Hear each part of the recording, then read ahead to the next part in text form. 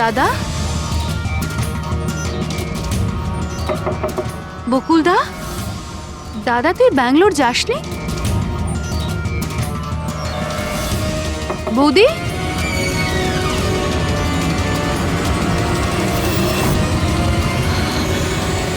দাদা। দেখো কীর্তি, এটা খুনের ব্যাপার, আরো একবার ভেবে নাও। তুমি যে কথাগুলো বলছো সেগুলো সত্যি?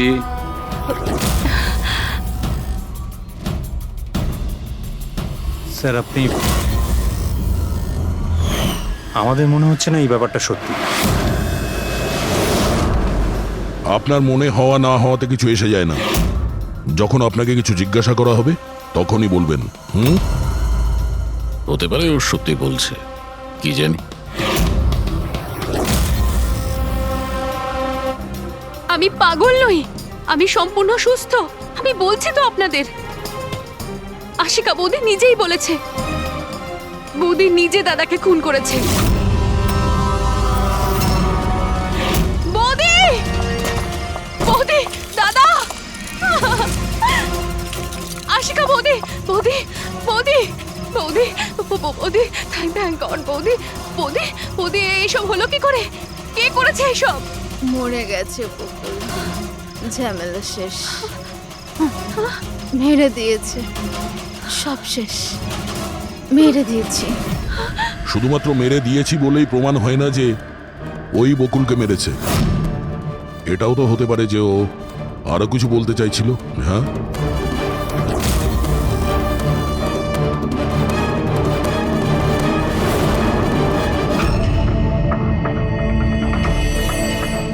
একটা কথা বলো, বকুল যখন খুন হয় তখন তোমরা সবাই কোথায় ছিলে? কোথায় ছিলে তোমরা? আমি আর নিতিন তো এক বন্ধুর বিয়েতে খান্ডালা গিয়েছিলাম।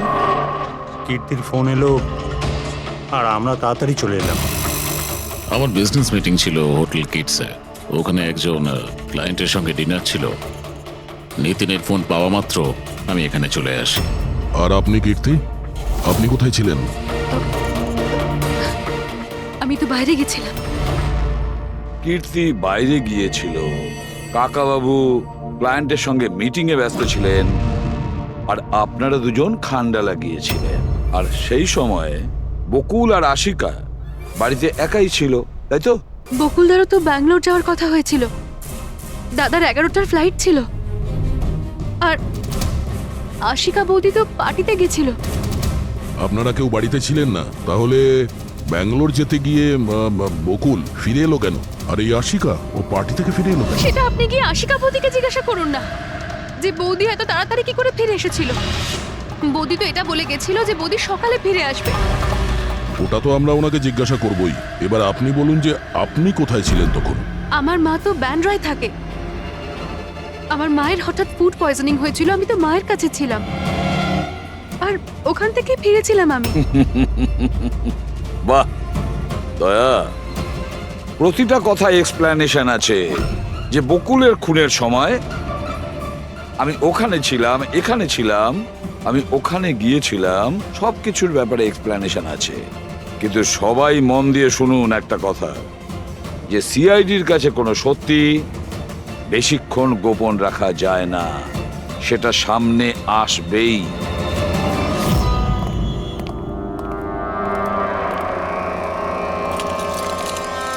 হ্যাঁ অভিজিৎ, পুরো বডির মধ্যে কাঁচের টুকরো গেঁথে ছিল।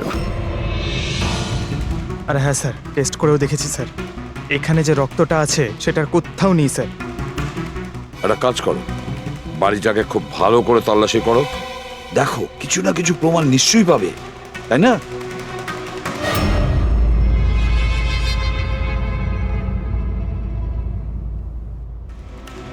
কিছু বললো কি? স্যার, ওর বক্তব্য ওর কিছুই মনে নেই। কিছু মনে নেই? আশিকা, তোমার কি মনে পড়ছে তুমি কীর্তিকে জ্ঞান হারানোর আগে কিছু বলেছিলে? মনে করো। আমার কিছুই মনে পড়ছে না। মনে করার চেষ্টা করো। কীর্তি বলছিল যে বকুলের খুন তুমি করেছো, এরকম তুমি নিজে ওকে বলেছো। কীর্তি মিথ্যে কথা বলছে। বকুলকে আমি মারিনি।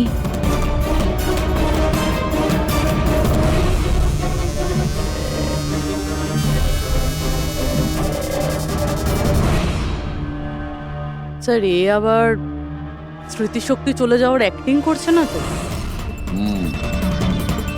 হতে পারে, কারণ বকুল এখানে রক্তাক্ত অবস্থায় পড়ে রয়েছে আর ওর মাথায় সামান্য একটু আঘাত, ব্যাস অজ্ঞান হলো কি করে।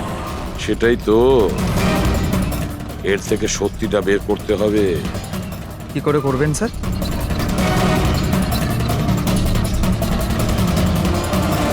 সত্যি কথাটা বলিয়ে নেব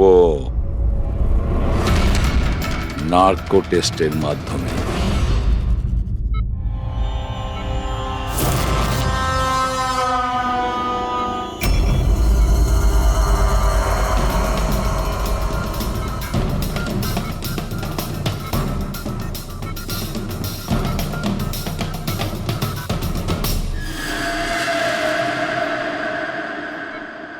এপ্রিল রাতে যখন পার্টি থেকে বাড়িতে ফেরেন কি হয়েছিল?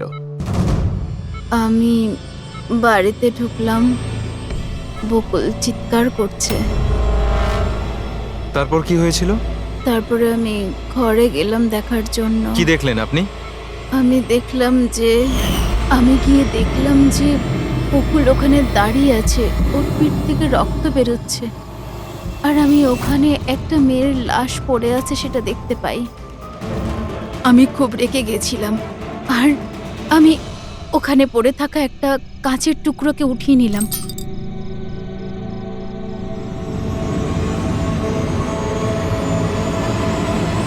আর আমি বকুলকে মেরে দিলাম, আর তখনই আমি আমার ঘাড়ে একটা প্রেশার অনুভব করলাম। তারপরে আমি বেহুশ হয়ে পড়ছিলাম। বেহুশ হওয়ার আগে আমি দরজার সামনে একজন মানুষকে দেখতে পাই। কেউ একজন অরেঞ্জ কালারের জ্যাকেট পরেছিল। পুরুষ ছিল না মহিলা? একটা লোক। আচ্ছা, তারপর ও কি করলো? ও আমার কাছে আসছিল, মনে হয় আমাকে মারতে চাইছিল। আচ্ছা আশিকা, তুমি ওখানে কোনো মহিলার লাশ দেখতে পেয়েছো? হ্যাঁ, দেখেছিলাম। মহিলার লাশ? ওখানে তো আমরা কোনো মহিলার লাশই পাইনি। স্যার, আমরা তো বকুলের মার্ডারের তদন্ত করছি, এর মধ্যে আবার নতুন কেস এলো কোথা থেকে? কোন মহিলার লাশ? কে ছিল ওই মহিলা? আমি মনে করতে পারছি না, সবকিছু ধোঁয়া ধোঁয়া লাগছে। আচ্ছা, এ আমাদের বোকা বানাচ্ছে না তো? বুঝে উঠতে পারছি না এ কোন মহিলার কথা বলছে, কোন মহিলার কথা বলতে চাইছে। আশিকা, তুমি বকুলকে কেন মেরেছো? কেন মেরেছো বকুলকে? ঠিকই হয়েছে যে ও মরে গেছে। তাছাড়াও যদি বেঁচে থাকতো তাহলে আমাকে রাস্তায় ভিক্ষে করতে হতো। কেন? ঘাড় ধাক্কা খেতে কেন? চরিত্রহীন প্রমাণ করতে চাইছিল, ডিভোর্স চাইছিল আমার থেকে। আচ্ছা, ওই মৃত মহিলা উনি কে ছিলেন? আমি আপনাদেরকে বললাম তো, মনে করতে পারছি না। দেখো আশিকা, আমরা ওখানে কোনো মহিলার লাশ খুঁজে পাইনি, তাহলে সেই লাশটা গেল কোথায়? আমার যখন জ্ঞান ফিরছিল তখন ওই লাশও ওখানে ছিল না। আর ওই যে ফ্লোরেসেন্ট অরেঞ্জ কালারের জ্যাকেট পরা লোকটা? ওটা খুবই অস্পষ্ট আমার কাছে, ওই দরজাতেই দাঁড়িয়েছিল। হতে পারে আমার জ্ঞান হারানোর অপেক্ষায় ছিল।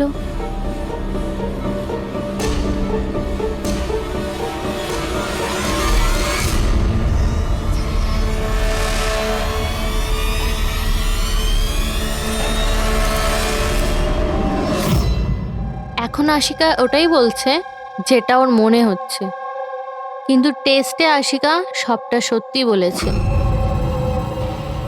Thank you. ওয়েলকাম।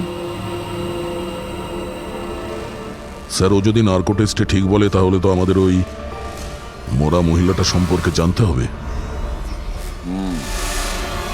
মনে হচ্ছে ক্রাইম সিনে দ্বিতীয়বার যেতে হবে, ভালো করে আবার চেক করব।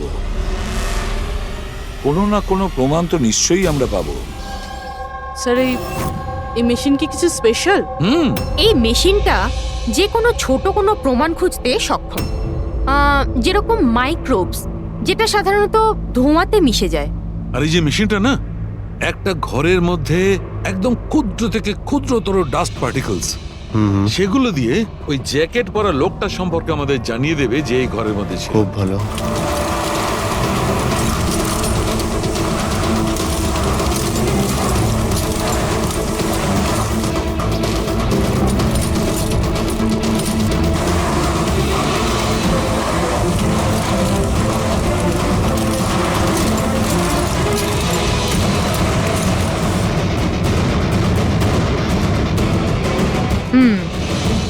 এই দেখুন,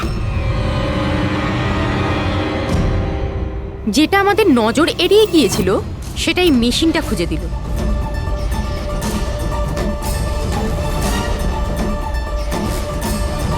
এটা তো মনে হচ্ছে কারণ তাও আবার নেল পেন্ট লাগানো, ডেফিনেটলি কোনো মহিলারই। কিন্তু স্যার এখানে কিভাবে? হয়তো দৌড়োদৌড়ি হাতাহাতিতে কোনো জিনিসের সঙ্গে ধাক্কা লাগে আর নখটা পড়ে যায়। বাড়ির সবাইকে চেক করো তো, ওদের কারণ হয়তো।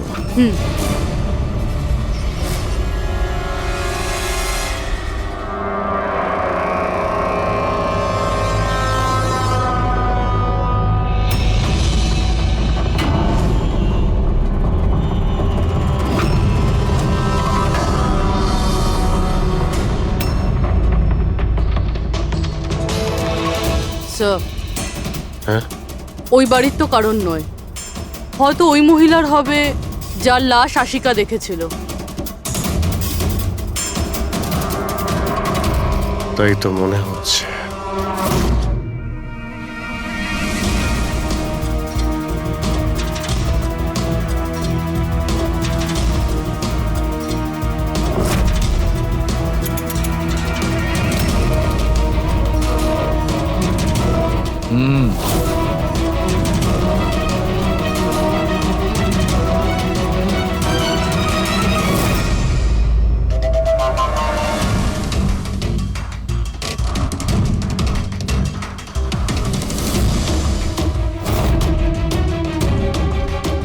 এই ব্যাপার সরকার।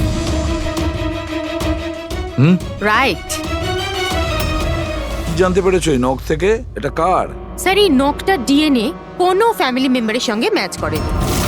কিন্তু একটা কথা জানা গেছে বস, এই নোকটা যারই হোক না কেন, ও একজন মহিলা, আর তার বয়স 20 থেকে 25 বছর। 20 থেকে 25 বছরের মহিলা। আর একটা কথা, হ্যাঁ,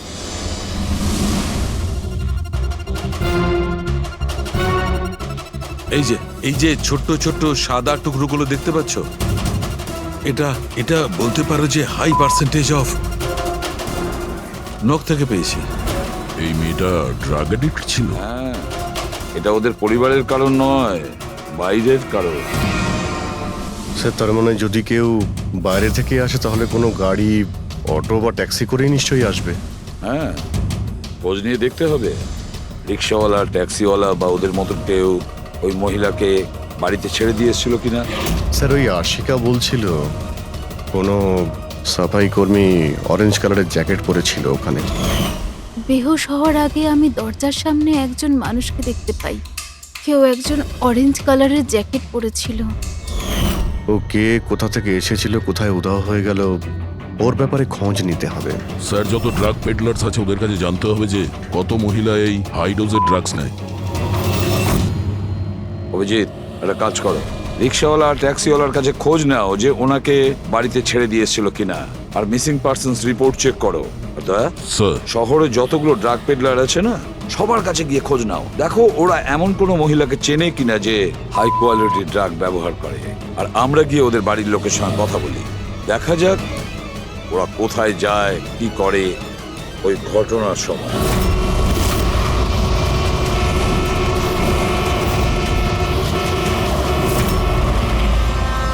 তোমাদের অ্যাসোসিয়েশন থেকে জানতে পেরেছি যে 10 তারিখ মানে পরশু রাতে তুমি শান্তিনিবাস বাংলোতে কোনো মেয়েকে ড্রপ করেছিলে। হ্যাঁ স্যার, ছেড়েছিলাম। তখন টাইম কত ছিল মনে আছে স্যার তোমার? প্রায় 1টা নাগাদ, ওই বাংলোতেই।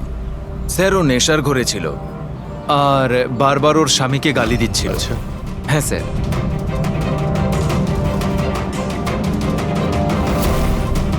ওই মেয়েটা কি এ ছিল? হ্যাঁ স্যার, এই মেয়েটা ছিল। ওখানে বাংলোর আশেপাশে কোনো গন্ডগোল হয়েছিল কি? না স্যার, গন্ডগোল তো কিছু মনে হয়নি, সবকিছু নর্মালি ছিল। আর একটা গাড়ি দাঁড়িয়ে ছিল, একটা বাইক আর একটা গার্বেজ ভ্যানও ছিল। Garbage van? হ্যাঁ sir. Sir sir sir sir sir sir আমিও পরশুদিন একজন মেয়েকে শান্তিনিবাস বাংলোর কাছে নামিয়েছিলাম। কটার সময়? স্যার সম্ভবত 12:30 নাগাদ। আর তুমি একটার সময় নামিয়েছিলে? হ্যাঁ স্যার। আচ্ছা দেখো তো সেটা কি এই মেয়েটা? না না স্যার, এই মেয়েটা তো নয়। তাহলে একে তুমি একটার সময় নামিয়েছিলে আর 12:30টার সময় যে মেয়েটাকে তুমি নামিয়েছিলে তাকে আবার দেখলে তুমি চিনতে পারবে? একদম স্যার, নিশ্চয়ই চিনে ফেলবো। গুড, চলো। তোমাদেরকে যে যে প্রশ্ন করব তার সঠিক উত্তর আমার চাই। তুই যদি কেউ মিথ্যে বলো না তাহলে ভীষণ মুশকিলে পড়ে যাবে, বুঝেছো? স্যার মিথ্যে কথা বলে কেন নিজেদেরকে বিপদে ফেলবো? হ্যাঁ তাহলে বলো, যেদিন বকুল খুন হয়েছিল সেদিন কি চেতন তোমার হোটেলে ছিল? হ্যাঁ স্যার, উনি হোটেলেই ছিলেন আর উনি সব সময় ক্লায়েন্টের সাথেই ছিলেন। উনি ক্লায়েন্টের সাথে ডিনারও করেছেন। আচ্ছা ঠিক আছে, তোমাদের ক্লায়েন্টদের ডিটেলস চাই আমার, আর সেদিনের সিসিটিভি ফুটেজও।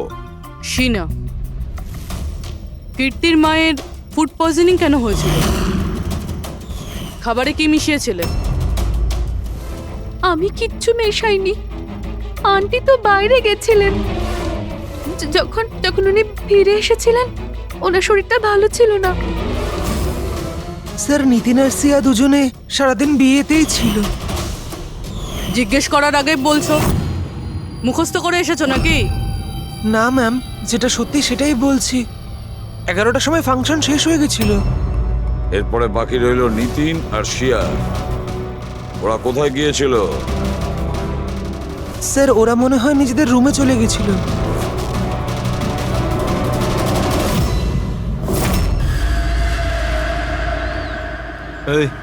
এই মাল কোথায় পাওয়া যাবে?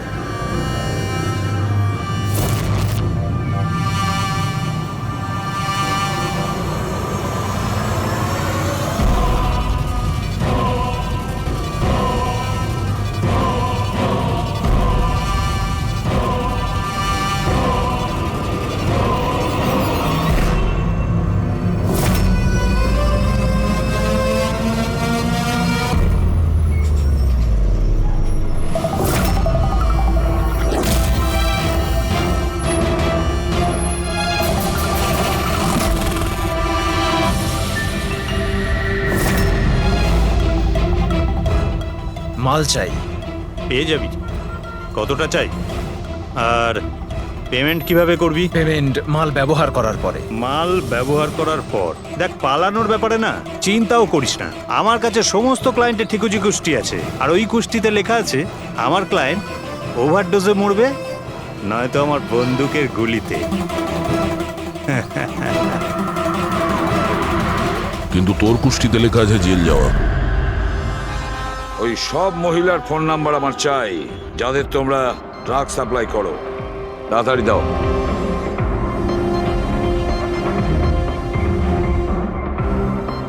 পুরবি দেখো তো একটু কল করে এই সব নম্বরে, দেখো কেউ আবার উধাও হয়ে যায়নি তো।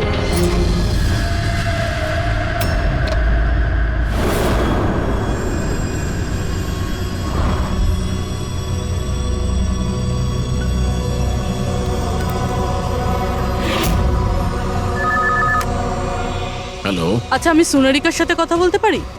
দেখুন, ও তো 2 দিন ধরে কাজে আসছে না। কি? এ নিয়ে তো আমাদেরও চিন্তা হচ্ছে। 2 দিন ধরে? ঠিক আছে, থ্যাংক ইউ স্যার। হ্যাঁ স্যার, ডায়েরিতে যে ছবিগুলো ছিল ওর মধ্যে থেকে এই মেয়েটা নিখোঁজ। এই মেয়েটার নাম সোনারিকা, আর এই একটা বারে কাজ করে। ও 2 দিন কাজে যায়নি। একে দেখে বলো তো, এ কি তোমার ক্লায়েন্ট ছিল? হ্যাঁ স্যার। তুমি কি এই মেয়েটাকে নামিয়েছিলে? হ্যাঁ স্যার, এই ছিল, এই মেয়েটাই। আশিকা নিশ্চয়ই একে দেখেছিল। বকুলের ফ্যামিলির সবাইকে ভেতরে নিয়ে এসো। একটু মন দিয়ে দেখুন এই ফটোটা।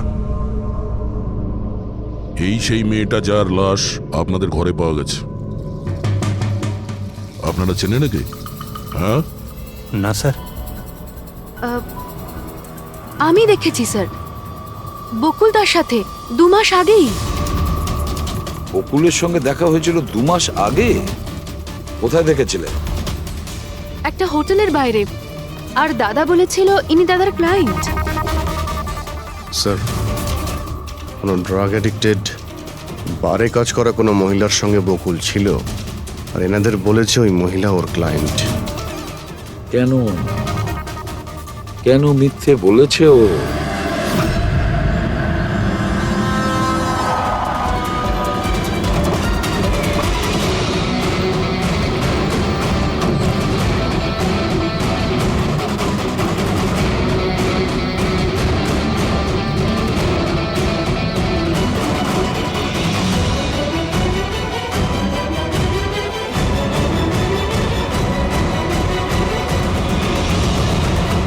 আচ্ছা, সোনারিকা এখানেই কাজ করতো না? আগে হ্যাঁ, এখানেই কাজ করতো।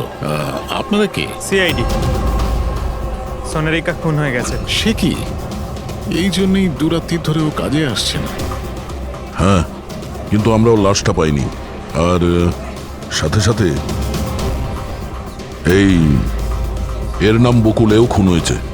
আমরা এটা জানতে চাই যে সোনারিকার সঙ্গে এই বকুলের কি সম্পর্ক ছিল? সম্পর্ক কি ছিল তা তো জানি না, তবে হ্যাঁ, এই লোকটা কখনো কখনো আমাদের বারে ওকে নিতে আসতো। এই ব্যাপারে আরো কিছু খবর আপনাদের তেজি দিতে পারবে স্যার। এই তেজিটাকে? স্যার, এই হলো তেজি। তেজি, সোনারিকা তোমার বন্ধু। এটা বলো যে এই লোকটার সঙ্গে সোনারিকার কি সম্পর্ক ছিল? স্যার, সোনারিকার সাথে বকুলের অ্যাফেয়ার চলছিল। বকুল ওর সমস্ত এক্সপেন্সিভ খরচগুলো দিত, কিন্তু ওর বকুলের বিরুদ্ধে সবসময় কোনো না কোনো অভিযোগ থাকতো। ঠিক কিরকম বলো তো? ওই তো, যেমন ধরুন,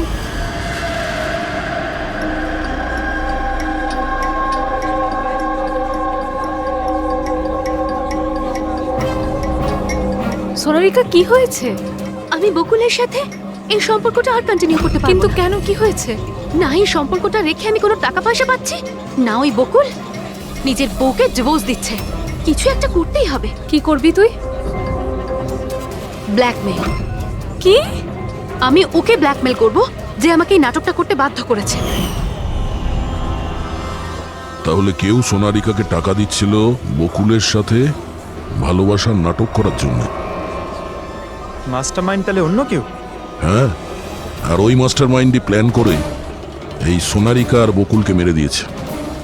কিন্তু আশিকার ওখানে আসা প্ল্যানের মধ্যে ছিল না। বুঝে উঠতে পারছি না যে এই বকুল নিজের ফ্লাইট ছেড়ে বাড়ি কেন ফিরে আসলো। আর স্যার, খুনি যদি বকুলের গার্লফ্রেন্ডকে মারতেই চেয়েছিল, তাহলে অন্য কোথাও মারতে পারতো। ওই বাড়িতেই কেন মারতে গেল? হতে পারে খুনি প্রথম থেকেই জানতো যে বকুলের বাড়িতে কেউ নেই, সেই কারণে ও মিথ্যে কথা বলে সোনারিকাকে ওখানে ডেকেছে, আর সেই সময় বকুল আর আশিকা ওখানে পৌঁছে গেছে। এটা হতে পারে, কিন্তু স্যার, লাশটাকে ঘরের বাইরে কোথায় নিয়ে যেতে পারে আর কিভাবে? কারণ বকুলের বাড়ির সমস্ত গাড়ি তো আগে থেকেই বাইরে ছিল। উনি যদি চাইতো তাহলে লাশটাকে টুকরো করে ওর সুটকেসে নিয়ে যেতে পারতো, বা লাশটাকে টুকরো করে প্লাস্টিকে ভরে ডাস্টবিনেও ফেলে দিতে পারতো। ওই যে ডাস্টবিনগুলো আছে না বাইরে। হ্যাঁ স্যার। একটা গাড়ি দাঁড়িয়ে ছিল, একটা বাইক, একটা গার্বেজ ভ্যানও ছিল। কি? রাত্রি 1টার সময়? রাত্রি 1টার সময় বাংলোর বাইরে ময়লার গাড়ি দাঁড়িয়ে ছিল? তার মানে স্যার এই খুনটা প্ল্যান করা ছিল। খুনি গার্বেজ ভ্যান নিয়ে এসেছিল লাশটাকে সরিয়ে ফেলার জন্য। আর স্যার, এই ফ্লুরোসেন্ট অরেঞ্জ কাপড় গার্বেজ ভ্যানের লোকেরাই তো পরে। স্যার, হ্যাঁ, চেতন যেই কোম্পানির বিজনেস ডিনারে গিয়েছিল এই নামে কোনো কোম্পানিই নেই। আমার বিজনেস মিটিং ছিল হোটেল কিডসে। আর কীর্তির মা বাইরের কিচ্ছুই খায়নি। আমার মা ব্যান্ড্রয় থাকেন। মায়ের হঠাৎ করে ফুড পয়জনিং হয়েছিল, আমি তাই মায়ের কাছে আবার একবার ফুড পয়জন হোক, কেমন? ঠিক আছে, এটাও জানা দরকার যে যে রাতে বকুল আর ওই মেয়েটা খুন হয়েছে ওই রাতে খান্ডালা থেকে কোনো ট্যাক্সি বা প্রাইভেট কার বাংলোতে এসেছিল কিনা। সিনার কথা অনুযায়ী ওনার এই অবস্থা ঘরের খাবার খেয়ে হয়নি। হ্যাঁ, এটা সত্যি। মা ঘরের কোনো খাবার খায়নি, বরং মা তো আমাকে বলছিল যে মা ড্রাইভারের সাথে কোথাও বাইরে গেছিল আর কারে বসে কিছু ওষুধ খেয়েছিল। ওষুধ খেয়েছিল? হ্যাঁ, আমাদের ড্রাইভার অমনও তাই বলছিল। তোমাদের ড্রাইভার এখন কোথায়? স্যার, আমি সমস্ত ড্রাইভারদের নিয়ে এসেছি যারা গার্বেজ ভ্যান চালায়। আমরা একটা গার্বেজ ভ্যানের সন্ধান পেয়েছি যেটা মাঝরাতে রাস্তার মাঝখানে দাঁড়িয়েছিল, যাতে লাশ বয়ে নিয়ে যাওয়া হয়েছিল। ভ্যানের ব্যাপারে জানতে পেরে গিয়েছি। সার্ভেলেন্স ক্যামেরাতে আমরা সেটা পরিষ্কার দেখতে পেয়েছি। কেন?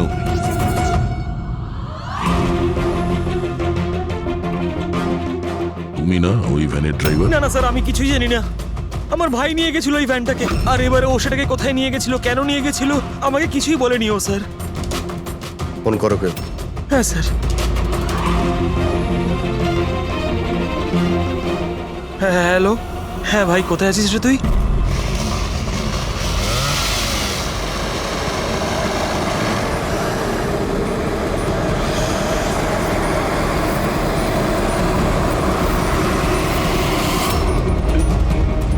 কি ভাই, কেমন আছেন?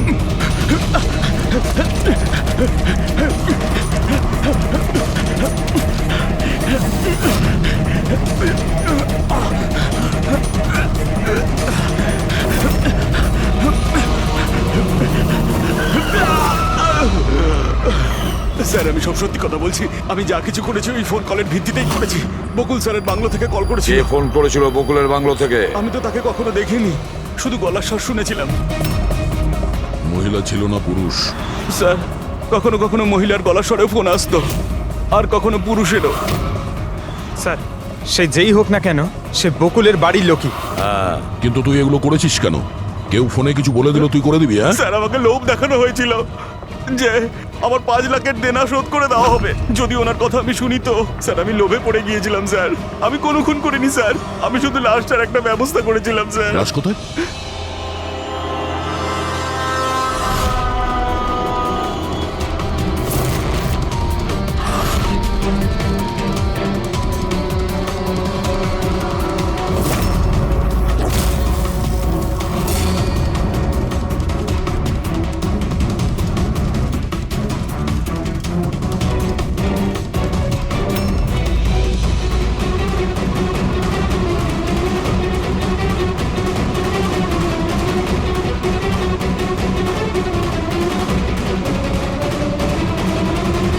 না, এই মেয়েটার গলা টেপা হয়েছে আর তাতেই ওর মৃত্যু হয়েছে।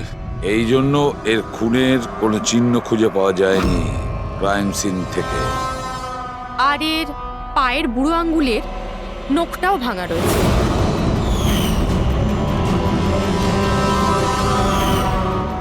আর ডক্টর, এগুলো কি? এই যে হলুদ হলুদ দাগ? এটাই তো এই কেসের সবচেয়ে বড় সূত্র। চলুন সবাই দাঁড়িয়ে যান। দাঁড়ান। আর কত জিজ্ঞাসাবাদ করবেন আপনারা? সবই তো বলে দিয়েছি আমরা। এবার আর কোনো জিজ্ঞাসাবাদ করব না। হ্যাঁ, আপনাদের প্রত্যেকের নার্কো টেস্ট হবে। Narco test? কিন্তু কেন? কারণ আপনাদের মধ্যে কেউ যে সত্যিটা বলছে না। আপনাদের কাছে কোর্টের পারমিশন আছে এই নার্কো টেস্টের জন্য? হ্যাঁ।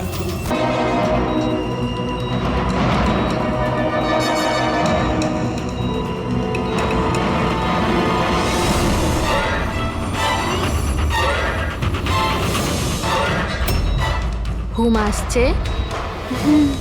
যা আমি আপনাকে বলবো তার সঠিক সঠিক উত্তর দেবেন, ঠিক আছে? সোনারিকাকে আপনি চেনেন? হ্যাঁ বকুলের যে অ্যাফেয়ার ছিল ওর সাথে, এটাও জানতেন আপনি? হ্যাঁ, আমার দুজনকেই সন্দেহ হতো। তাহলে আশিকাই কি ওকে খুন করেছে? আশিকা তো সোনালিকাকে চিনতই না, তাহলে খুন কি করে করবে? আপনার এখন ঘুম পাচ্ছে? সোনারিকাকে আপনি চেনেন? না। বকুলের সাথে সোনারিকার অ্যাফেয়ার আছে, এটা কি আপনি জানেন? না। তাহলে আশিকাই কি ওকে খুন করেছে?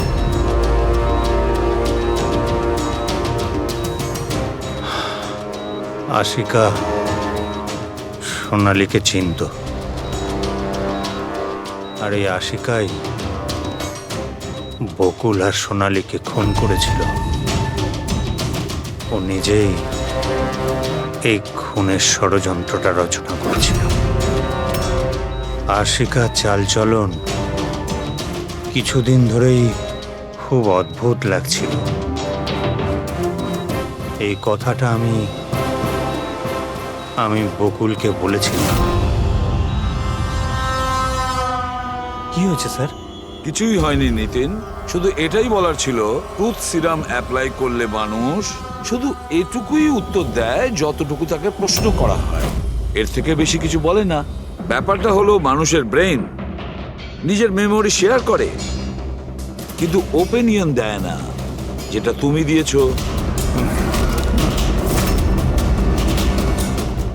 এখন সব কথাগুলো সত্যি সত্যি বলে দে, নাহলে তোকে আসল সিরামটা দিতে হবে। আসল সত্যিটা মানে আমরা যে ইনজেকশনটা দিয়েছিলাম ওটা আসল ট্রুথ সিরাম ছিল না, ওটা গ্লুকোজ ইনজেকশন ছিল। হোয়াট?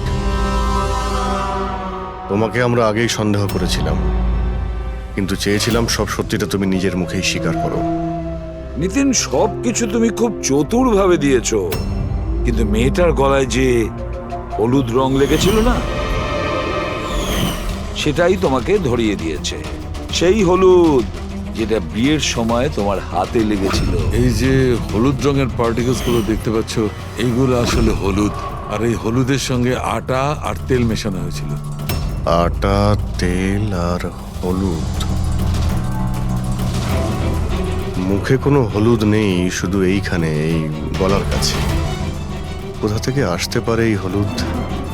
স্যার, শিয়া বলছিল যে ওরা খান্ডালা গেছিল বিয়ের জন্য, আর ওখানে গায়ে হলুদের অনুষ্ঠানে যুক্ত হয়েছিল।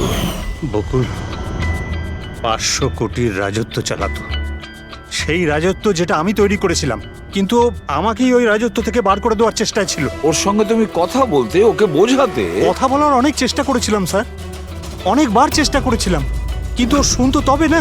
ভাই ছিল আমারও, আমি কখনো মারতে চাইনি ওকে, কিন্তু পুরো রাজত্বটা নিজের নামে করতে চাইছিল। সেজন্য আমি একটা প্ল্যান করলাম। কি প্ল্যান করেছিলে? বকুল আর আশিকার প্রায় প্রতিদিনই ঝগড়াঝাটি হতো। ও আশিকাকে ছেড়ে দিতে চাইছিল। আমি সোনালীকে টাকার লোভ দেখালাম, আর ওকে বললাম যে বকুলের সাথে মিথ্যে ভালোবাসার নাটক করে যাক, আর একদিন সময় হলে ওকে বিয়েও করে নিক। আসলে আমি এই সোনালীর মাধ্যমেই আমার হারানো রাজত্ব ফিরে পেতে চাইছিলাম। কিন্তু ওকে কেন মেরে দিলে? ও তো তোমার সঙ্গই দিচ্ছিল। সেটা প্রথমে স্যার, কিন্তু পরেও আমাকে ব্ল্যাকমেইল করা শুরু করলো। আর সেই জন্যই তুমি মেয়েটিকে কায়দা করে বাড়িতে ডেকে নিয়েছো। হ্যাঁ স্যার, সেই রাতে আমি এমন সিচুয়েশন ক্রিয়েট করলাম যাতে কি সমস্ত লোক বাড়ির বাইরে থাকে।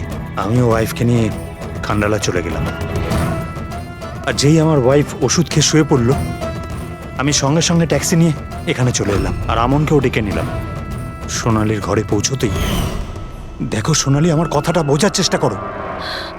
যদি এই মাঝপথে তুমি আমার সঙ্গটা ছেড়ে দাও, তো আমার পুরো প্ল্যানটা বানচাল হয়ে যাবে। হয়ে যাক তোমার সব প্ল্যান বানচাল, আমার কিচ্ছু যায় আসে না তাতে। আর এমনিতেও ওই বকুলের প্রতি আমার কোনো ইন্টারেস্ট নেই। আমি ওকে ভালোবাসি না, আর ওকে বিয়েও করতে চাই না।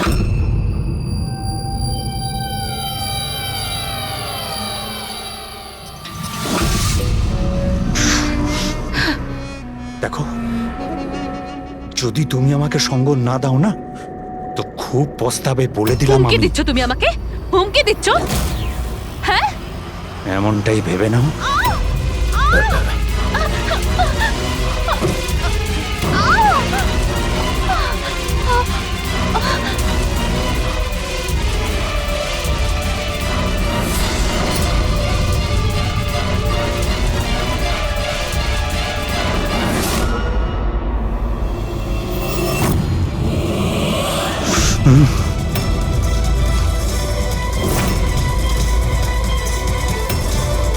দাদা বকুল,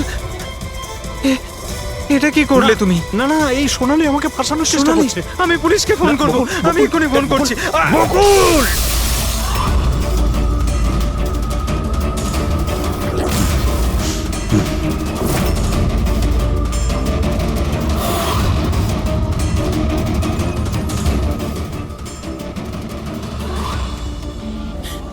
বকুল,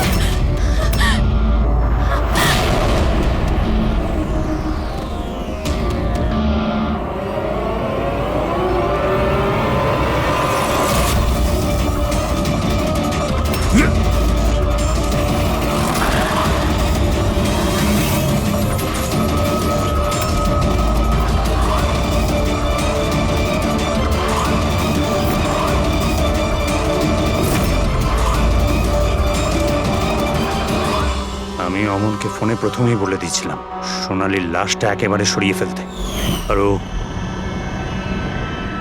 একেবারে সেই কাজটাই করেছিল।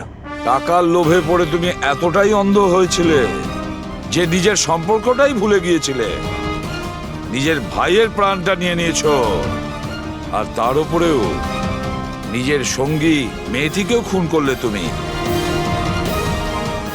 আইন তোমাকে কোনোদিন ক্ষমা করবে না, কঠোরতম শাস্তি হবে তোমার, হয়তো ফাঁসি।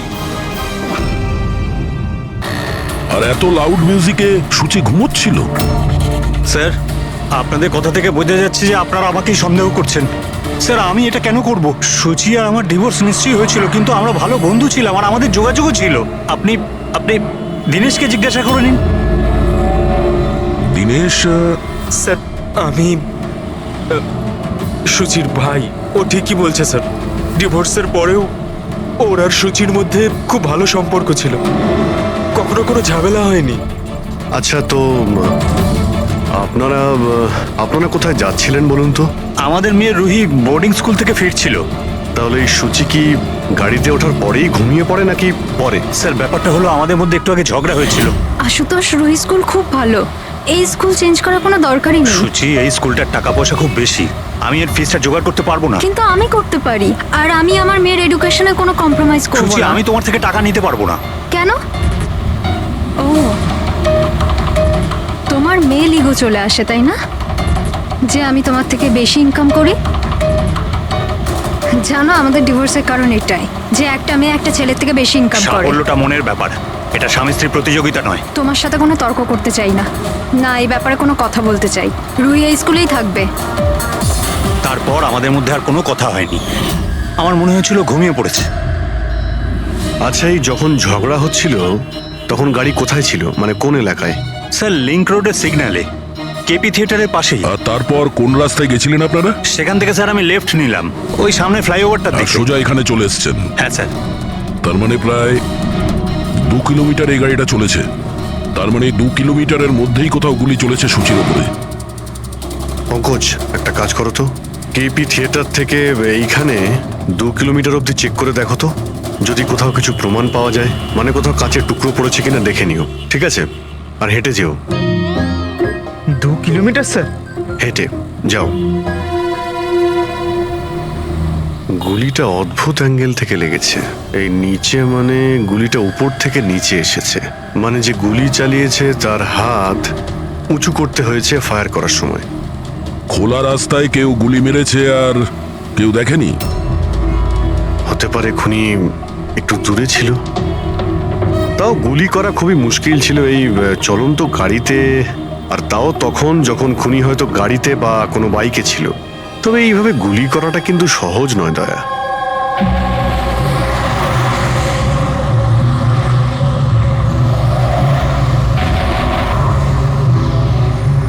রাস্তায় কোথাও গাড়ি দাঁড় করিয়েছিলে তুমি? সিগন্যালে দাঁড়িয়েছিলাম একবার, ব্যাস, আর কোথাও নয়। যদি সিগন্যালেও কেউ গুলি চালায় কিংবা অন্য কোথা থেকেও যদি গুলি চালায়, তাহলে এম করার সময় তো টাইম লাগবে। তাহলে কেউ গুলি মারতে কাউকে দেখলো না কি করে? হ্যালো, হ্যাঁ স্যার, ঠিক আছে স্যার, আমরা পৌঁছাচ্ছি। কি হয়েছে? এসিপি স্যারের ফোন ছিল, আর একটা লাশ পাওয়া গেছে কামরি ব্রিজের নিচে।